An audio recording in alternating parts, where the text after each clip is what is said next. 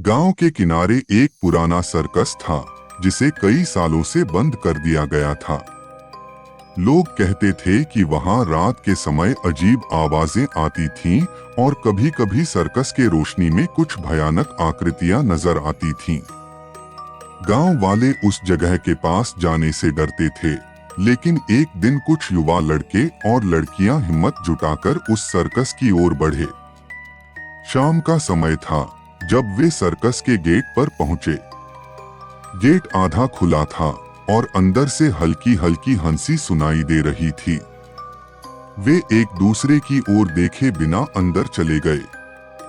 Circus का माहौल बेहद भयानक था। पुराने झूले, तंबू और टूटे फूटे सामान हर जगह बिखरे हुए थे।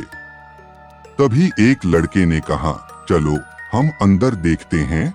सबने सहमति जताई और वे एक तंबू की ओर बढ़े। तंबू के अंदर अंधेरा था, लेकिन अचानक एक रोशनी चमकी।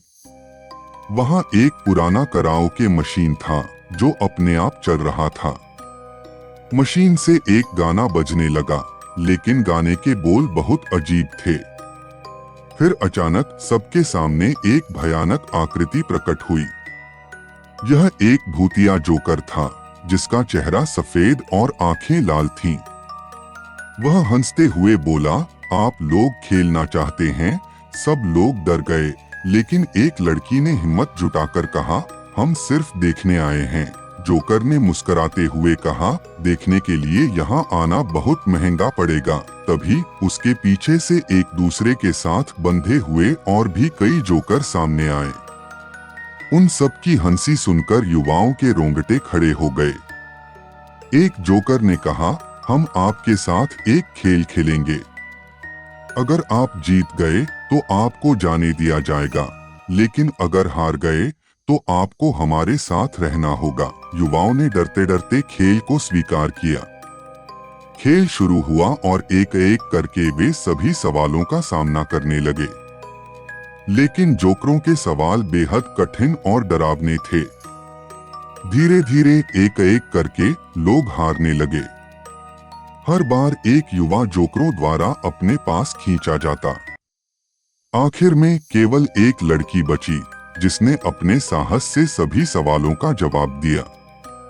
जोकर उसके सामने नतमस्तक हुए और कहा, तुमने खेल जीत लिया है। तुम जा सकती हो, लेकिन अपनी यादों को हमेशा के लिए छोड़कर। लड़की ने अपनी आंखों में आंसू भरकर कहा, मैं ऐसा नहीं कर सकती। लेकिन जोकरों ने उसे चेतावनी दी। वह मजबूर होकर वहां से भागी, लेकिन जब उसने गांव वालों को यह सब बताया तो कोई भी उसकी बात पर विश्वास नहीं किया। लोग सोचते थे कि वह पागल हो गई है। वो सर्कस अब भी गांव के किनारे खड़ा है, लेकिन लोग फिर से वहां जाने से डरते हैं। कहते हैं कि रात में जोकर अभी भी वहां हैं और नए शिकार की तलाश में हैं।